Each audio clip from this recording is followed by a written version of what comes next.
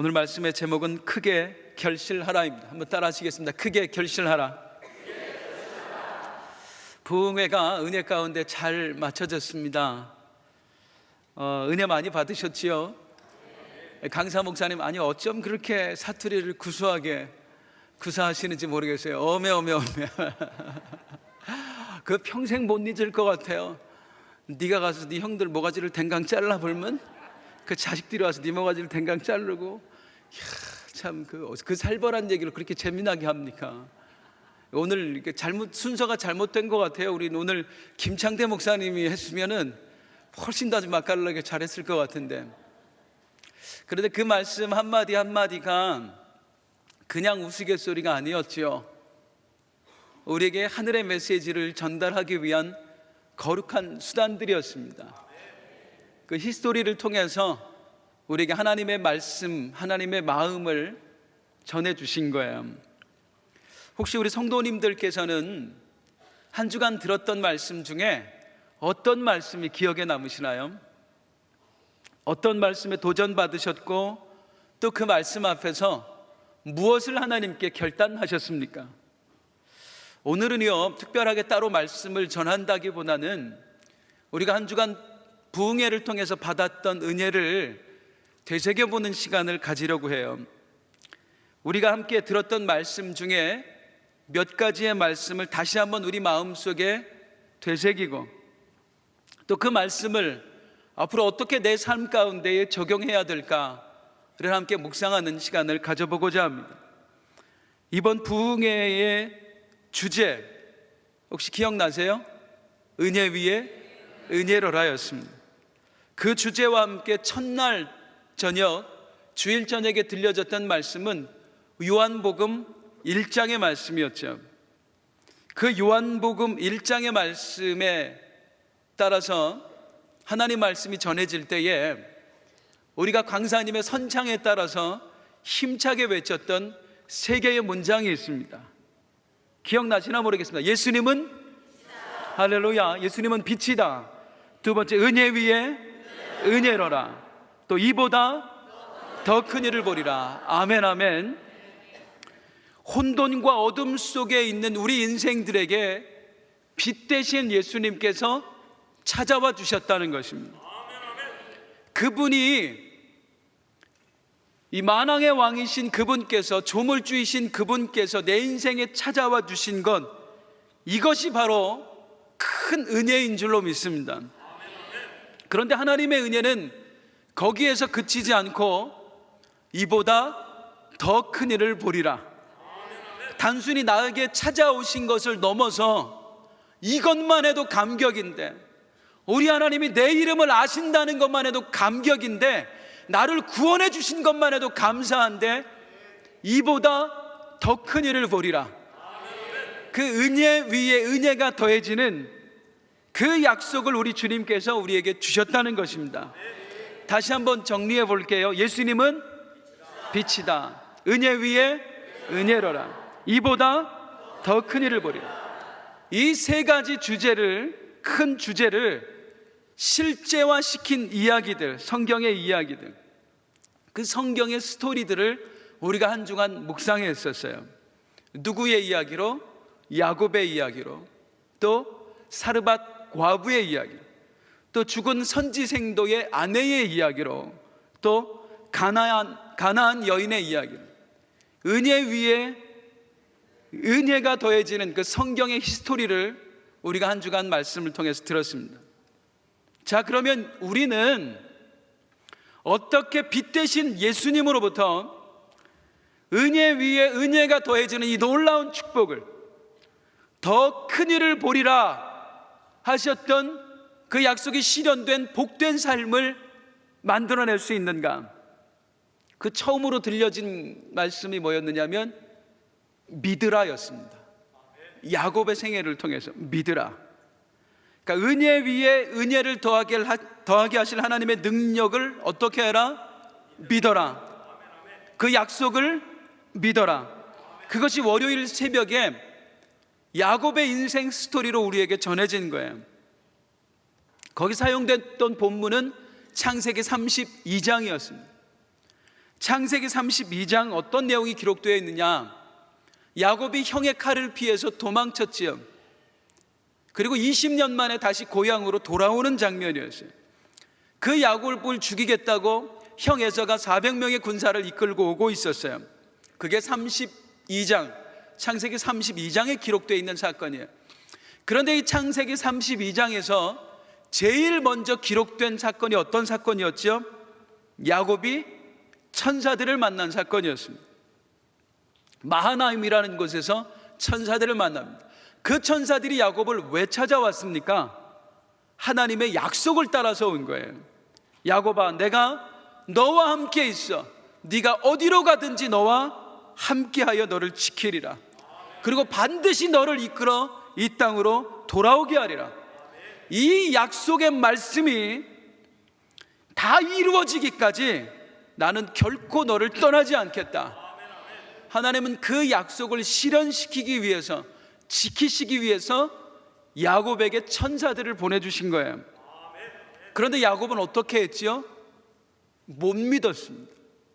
이 천사들을 그냥 돌려보내는 거예요. 하나님 말씀을 믿지 못하는 거예요. 내 눈에 보이는 천사보다 형이 끌고 오고 있다는 그 400명의 군대가 훨씬 더 커 보이는 거예요. 그래서 야곱은 천사들을 돌려보냈습니다. 그리고 그때로부터 자기 꾀를 쓰는 거예요.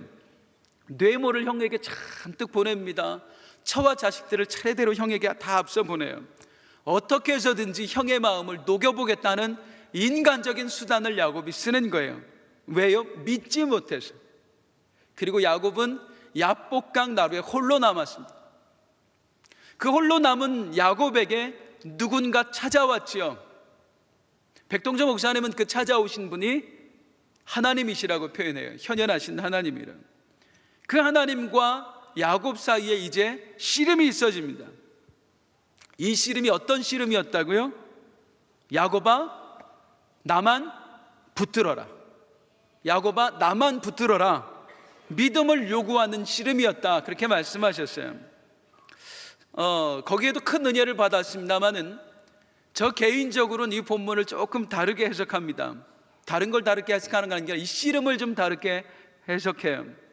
이 씨름에 쓰인 단어 원어는 아바크예요. 이 아바크의 뜻은 무엇이냐면 먼지가 일 정도로 격렬한 몸싸움을 하는 것, 실랑이를 벌이는 걸 아바크라고 얘기해요.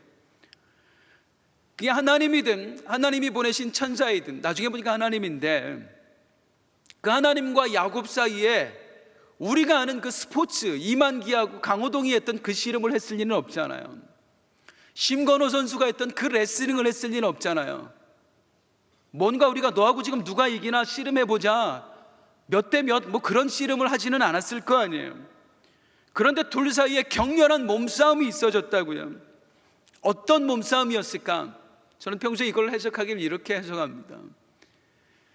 하나님이 지금 천사들을 보내셨잖아요. 내가 너를 지키겠다, 약속을 이루시기 위해서 지금 하나님이 오신 거예요. 그런데 야곱은 그 약속을 믿지 못하여 가지 못하고 있습니다.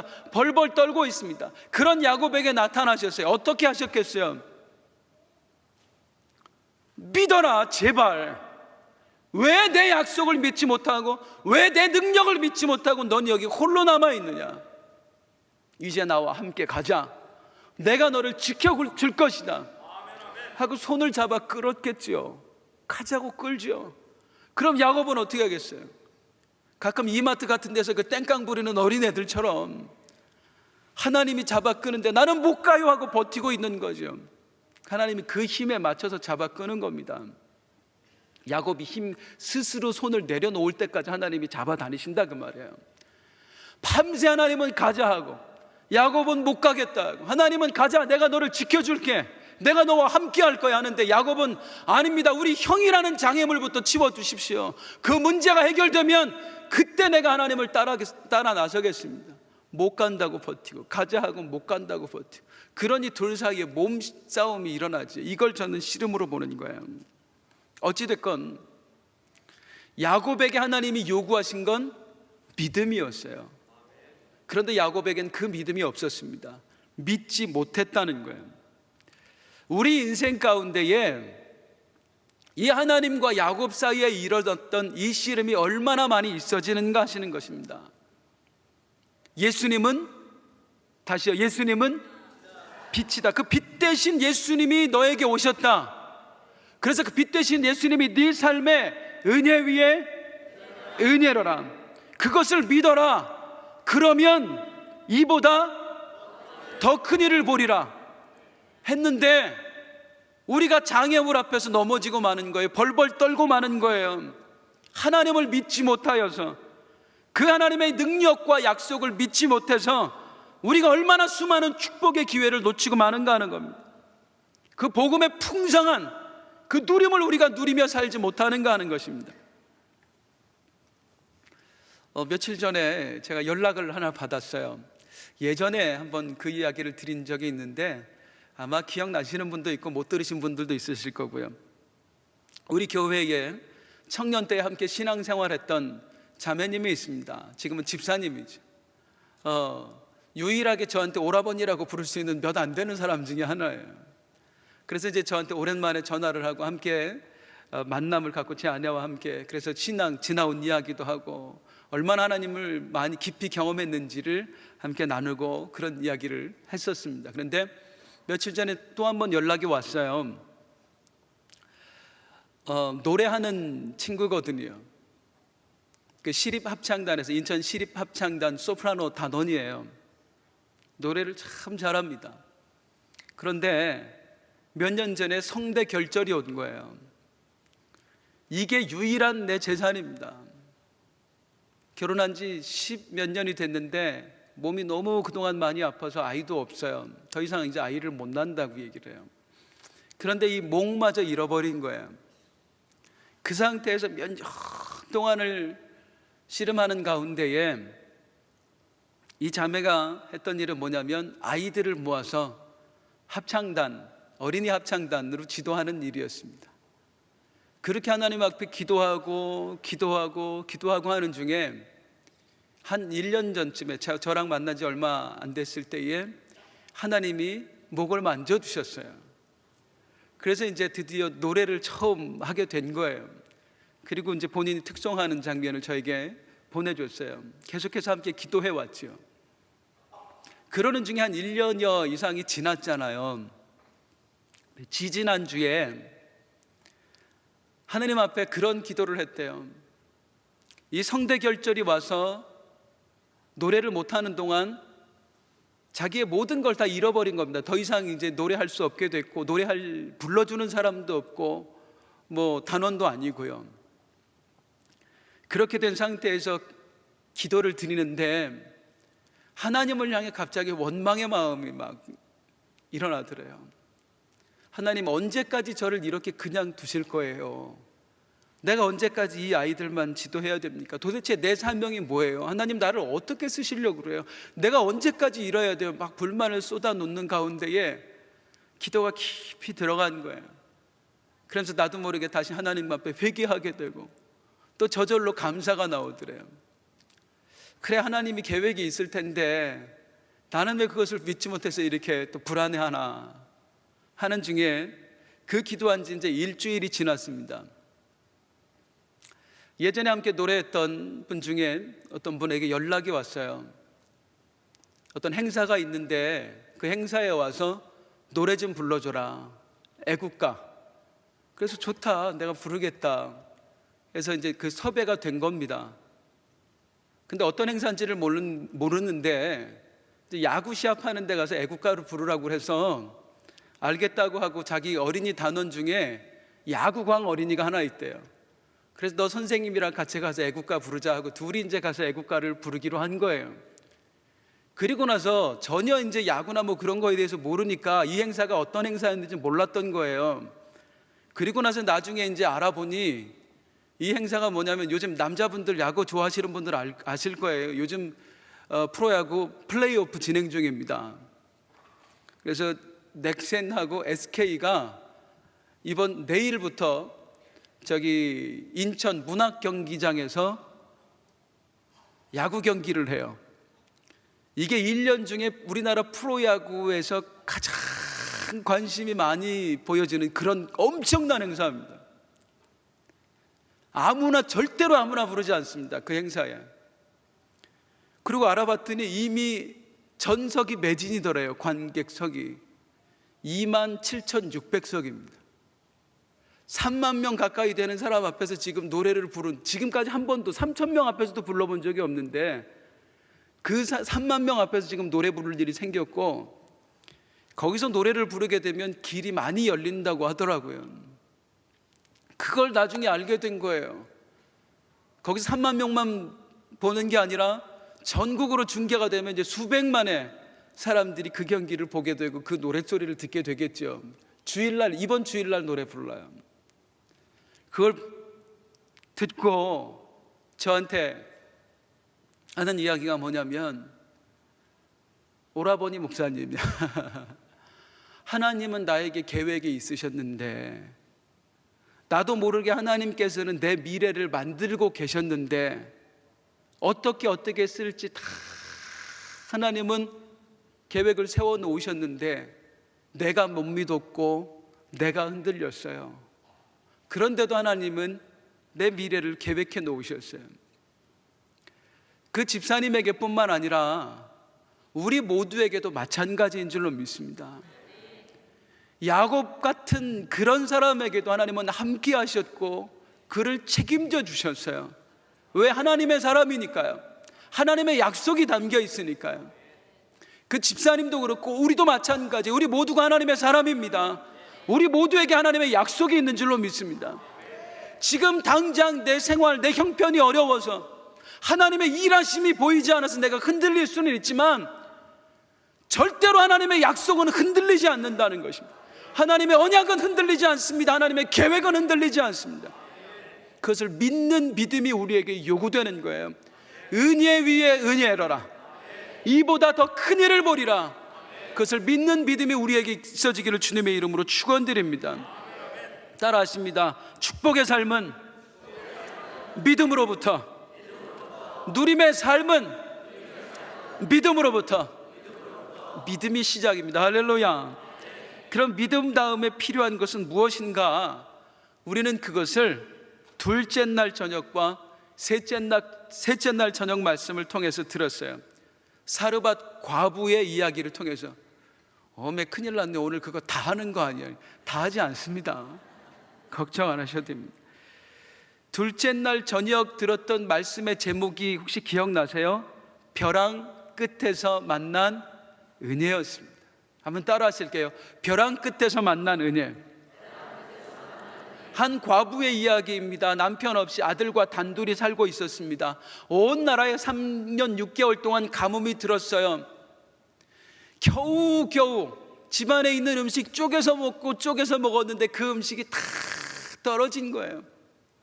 이제 더 이상 선택의 여지가 없어요. 먹고 살 방법이 없어요. 여인은 어떤 선택을 하지요?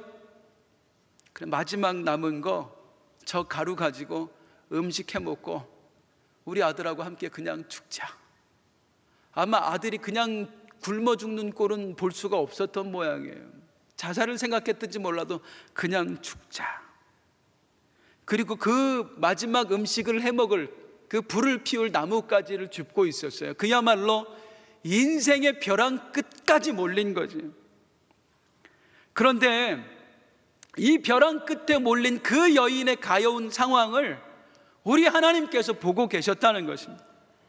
그리고 하나님께서 엘리야 선지자를 그녀에게 보내주신 거예요. 왜 보내주셨어요? 살려주시려고요. 왜 보내주셨어요? 은혜를 베푸시려고 해요.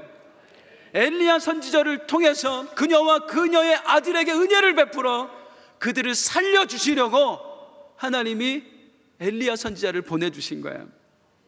그런데 여기서 그 엘리야 선지자와 그 여인이 만나서, 그리고 그 여인이 축복을 누리는 그 이야기, 그 스토리를 통해서 우리가 중요한 신앙의 원리를 배웠지요.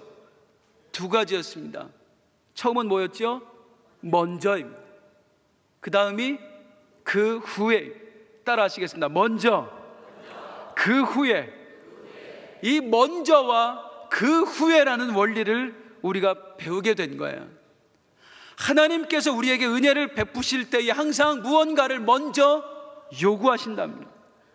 그것이 우리가 벼랑 끝에 몰린 순간이라도, 도저히 내가 그것을 행할 수 없는 상황일지라도 우리의 미래를 계획하신 하나님께서, 우리의 축복을 그리고 디자인하고 계신 하나님께서 우리에게 무언가를 먼저 요구하신다는 거예요.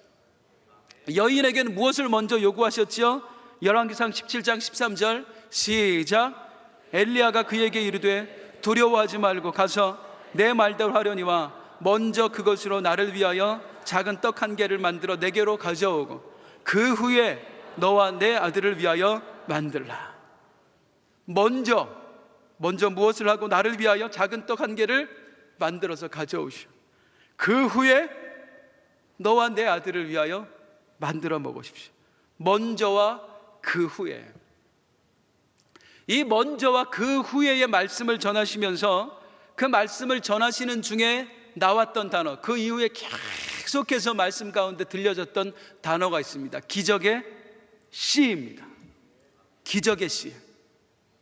하나님은 우리가 먼저 하나님 앞에 기적의 씨를 심을 때에 그 기적의 씨를 통하여서 우리 인생의 축복의 열매를 맺히게 하신다는 것이죠. 자, 이 여인에게 요구합니다. 먼저 나를 위하여 작은 떡 한 개를 만들어 가져오시오. 기적의 씨를 심으십시오. 그러면 그 후에 너와 내 아들을 만드십시오. 만들 것도 없는 줄 알았는데 그 은혜 위에 은혜가, 은혜 위에 은혜가 더해져 이보다 더 큰 일을 보리라. 할렐루야.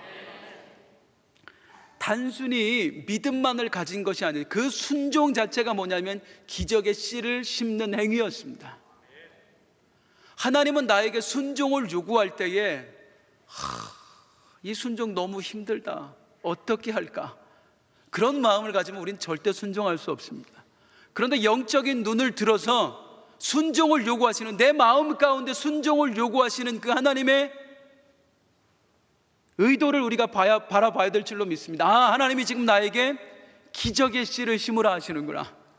나를 축복하고 싶으신 모양이다. 하나님이 나에게 은혜 베풀고 싶으신 모양이구나.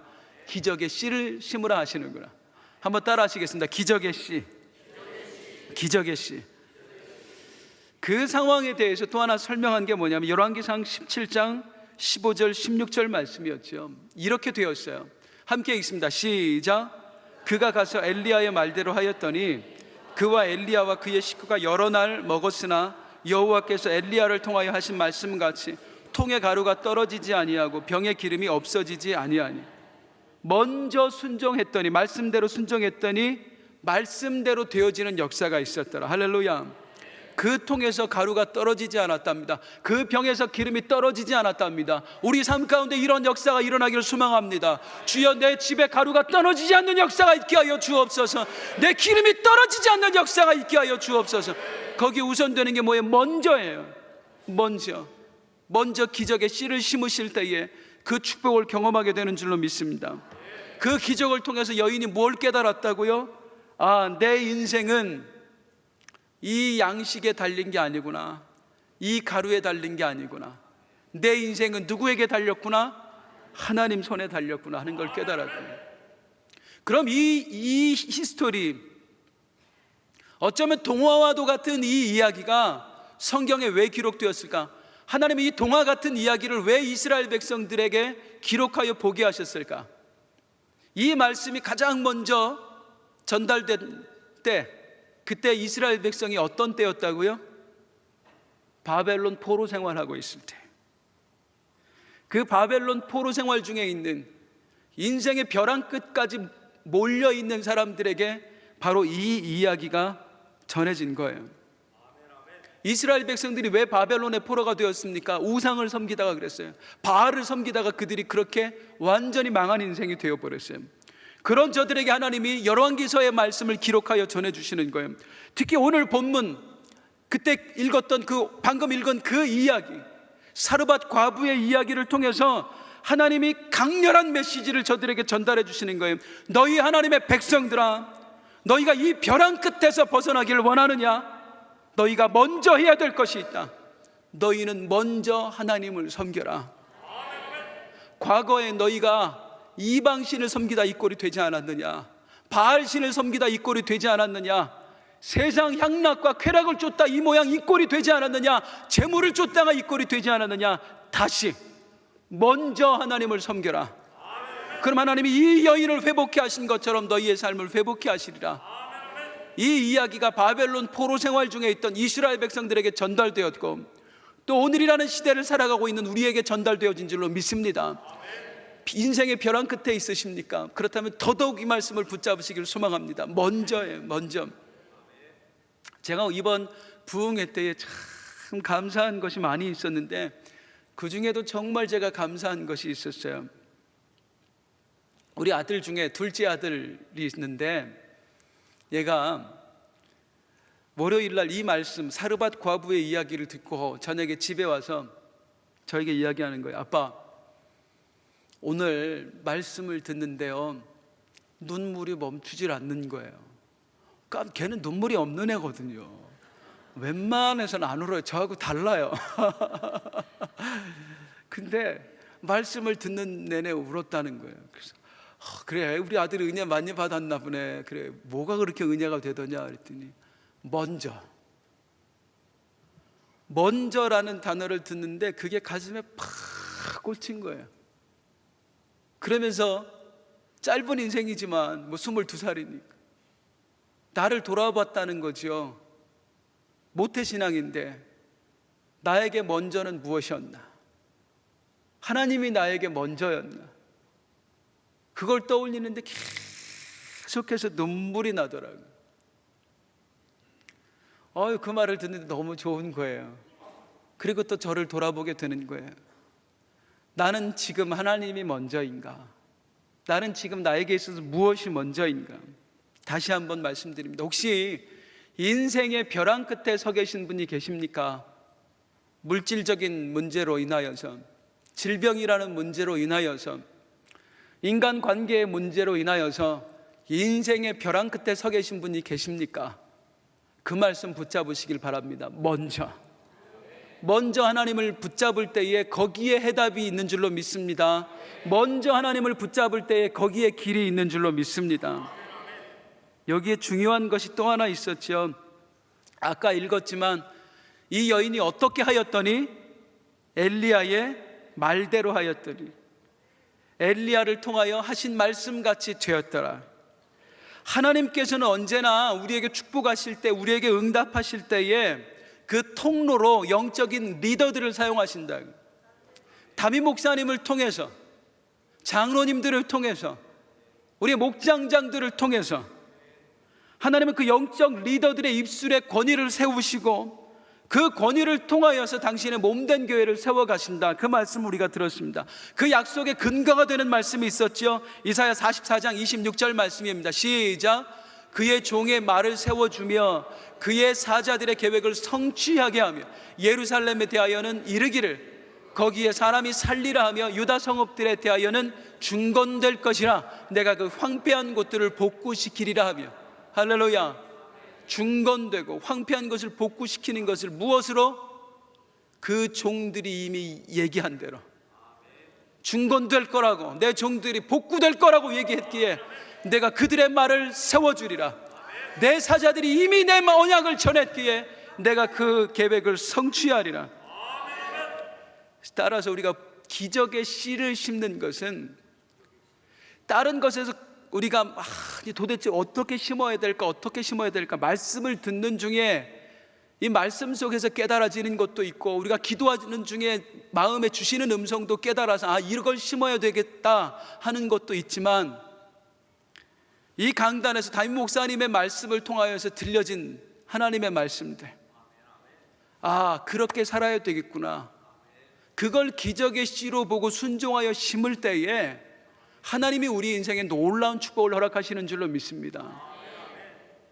심지어 엘리 제사장 같이 정말 영성이 없는 사람임에도 불구하고 그 말의 권위를 세워주시는 우리 하나님을 우리 강사님께서 소개해 주셨어요. 부디 여러분 모두를 주의 이름으로 축복합니다. 평생에 주의 종의 말씀에 순종할 수 있길 주님의 이름으로 축원합니다. 언제나 담임 목사님의 권위에 아멘으로 화답할 수 있길 축원합니다. 이게 바로 기적의 씨를 심는 또 하나의 원리입니다. 이 밖에도 우리가 참으로 귀한 말씀들을 들었었죠. 가나안 여인의 이야기를 통해 들려진 메시지는 어떤 메시지였어요? 기도하다가 낭망하지 말지니 때가 되매 이루리라. 믿고 기도하고 그리고 믿음과 순종으로 기적의 씨를 심되 당장 이루어지지 않는다고, 당장 응답되지 않는다고, 당장 축복이 있어지지 않는다고 절대 포기하지 말라는 거예요. 하나님께서 오늘 거절하시고 오늘 외면하실 때에는 분명한 이유가 있으니 그것은 하나님께 맡겨두고 하나님의 때가 되매 이루리라, 그저 그 때가 되면 이루리라는 것을 붙들고 끝까지 인내할 때 우리가 축복의 결실을 보게 된다는 말씀입니다. 또 마지막 저녁 말씀을 통해서 들려진 말씀은 이거였지요. 심은 대로 거두리라. 심은 대로 거두리라.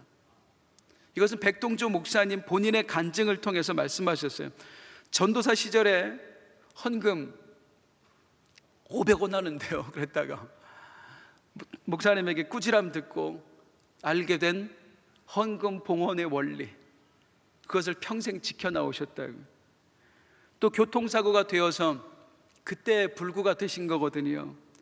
그런데 그때 들려진 마음에 주신 하나님의 음성, 용서해라 했던 그 음성에 순종했던 이야기, 그렇게 평생을 깨달은 대로, 원리를 알게 된 대로 하나님 앞에 물질로 심고 순종으로 심었더니 때가 되매 상상할 수도 없는 은혜로 채워주신 하나님의 은혜를 간증하셨어요.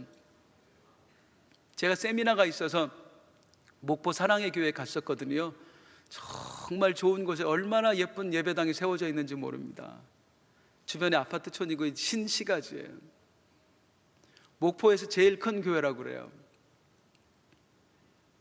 어떻게 보면 그 개척교회 목사 교통사고 당해서 다 죽어갔던 사람이잖아요. 지금도 가방 하나도 잘 못 드세요. 제가 이제 다다음 주에 목포를 한번 가는데 여기서 선물 받으신 게 하나 있는데 저한테 유 목사님 미안한데 나 이거 못 들고 가니까 다음에 올 때 좀 갖다 줄 수 있어요? 그래서 아이 그럴게요 목사님. 아주 가벼운 거예요. 그거 하나도 들기 힘들 정도의 불구가 되신 거예요. 눈도 잘 안 감겨지잖아요. 침이 나오는데 이걸 느낄 수가 없어요. 이 감각이 다 죽어버려서요. 외적인 조건으로 보면 목포에서 제일 큰 교회를 이룬다는 건 상상할 수 없는 거거든요. 그런데 하나님께서 그 일을 이루신 거예요. 심었더니 그저 하나님만 바라고 심었더니 하나님이 그 놀라운 역사를 이루어준다라는, 내가 살아있는 간증입니다. 그러세요 저희들한테. 이렇게 우리는 한 주간 은혜의 바다에, 말씀의 바다에 푹 잠겼었습니다. 그럼 이제 우리에게 필요한 것은 무엇이겠습니까? 이 말씀 은혜 받았지만 그저 우리가 감동받는 것으로 끝내고 만다면 은혜 또한 소멸되고 말 것입니다. 중요한 것은 부흥회를 통하여서 깨닫게 된 그 축복의 원리, 은혜의 원리들을 우리는 내 삶에 적용해야 됩니다. 내 삶에 심어야 됩니다. 그래서 반드시 하나님 주고 싶어하는 그 축복의 인생, 은혜 누림의 인생을 우리가 만들어 가야 될 줄로 믿습니다. 오늘 부흥회를 정리하면서 잠깐이나마 함께 보고 싶은 말씀이 있습니다. 짧게 보겠습니다. 일명 씨 뿌리는 비유예요. 우리 성도님들 너무나 잘 아는 본문입니다. 이 씨 뿌리는 비유가 우리에게 주는 메시지가 뭡니까? 너는 결실한 인생이 될 것인가, 아니면 결실치 못한 인생이 될 것인가 하는 것입니다. 예수님이 제자들에게 비유의 말씀을 하셨어요. 한 농부가 씨를 뿌렸단다. 어떤 씨는 길가에 뿌려졌는데 새들이 와서 다 먹어버렸다. 어떤 씨는 돌밭에 뿌려졌는데 흙이 깊지 못해서 뿌리를 내리지 못해 다 말라 비틀어 죽었다. 어떤 씨는 가시떨기 위에 떨어졌는데 가시의 기운에 막혀서 결실하지 못했다. 오직 좋은 땅에 뿌려진 씨앗만이 30배, 60배, 100배의 결실을 맺게 되었다. 제자들이 물었어요. 주님, 말씀이 너무 어려워서 못 알아듣겠습니다. 아마 이걸 백동조 목사님 설명하셔서 못 알아듣겠단게요 뭐 그랬을 것 같은데요. 못 알아먹겠단게요. 못 알아듣겠어요, 예수님. 그러자 예수님이 설명하시는데, 농부가 뿌린 씨는 말씀의 씨를 말한다. 복음의 씨를 말한다. 말씀이 뿌려졌는데, 말씀이 들려졌는데, 어떤 이는 그 마음이 마치 발에 밟히고 밟혀서 딱딱하게 다져진 길가와 같아서 이 말씀의 씨앗을 하나도 받아들이지 못하는구나. 그래서 결국에는 마귀라는 새들이 와서 그 말씀을 다 가져가 버렸단다. 또 어떤 이는 그 마음이 마치 돌짝밭과 같아서 돌이 있고 그 밑에 흙이 조금밖에 없는 거예요. 그래서 순간 아멘하며 감격으로 말씀을 받지만 그 믿음의 흙이 깊지 못하여 이 말씀이 뿌리를 내리지 못하고 결국 오래 견디지 못하고 죽고 마는구나. 아멘, 아멘. 그렇게 살겠습니다 했던 다짐들이 1주 2주를 못 간다는 얘기예요. 또 어떤 이의 마음은 마치 가시떨기와 같아서 말씀이 뿌리를 내리고 자라는 중에 분명히 뿌리를 내리고 자라는 것 같은데 세상에 대한 염려, 재물에 대한 유혹의 가시에 막혀서 끝내 결실치 못하고 죽고 말았단다. 그런데 좋은 마음의 밭은 온전히 말씀의 씨앗을 내 마음에 품고 그 말씀을 삶 가운데 뿌리를 내리게 하여서 어떤 유혹에도 흔들리지 않고 견고하게 서 있음으로 말미암아 마침내 30배, 60배, 100배의 결실을 맺게 되는구나. 다시 한번 정리해 볼까요? 기억하시나요? 예수님은 빛이다. 은혜 위에 은혜로라. 이보다 더 큰 일을 보리라. 이 더 큰 일을 보리라, 이 은혜 위에 은혜의 결실이 어떤 사람의 삶에 맺혀질까요? 똑같이 부흥회를 통해서 말씀을 들었습니다만 모두의 삶 가운데에 이 결실이 맺혀지지는 않을 거예요. 모두에게 맺혀졌으면 좋겠지만 부흥회 기간에 들려진 말씀을 사람의 말이 아닌 하나님의 말씀으로 받은 사람, 그리고 그 말씀을 내 마음밭에 깊이 심어낸 사람, 그리고 내 삶 가운데 뿌리를 내려 순종이라는 뿌리를 내린 사람, 말씀대로 사는 사람, 그들의 인생 가운데 30배, 60배, 100배의 결실이 맺혀질 줄로 믿습니다. 근데 그런 생각 안 해보셨어요? 이게 가능할까? 주님이 좀 과장한 거겠지. 30배, 60배, 100배. 이게 실제가 된 사건이 성경에 기록되어 있습니다.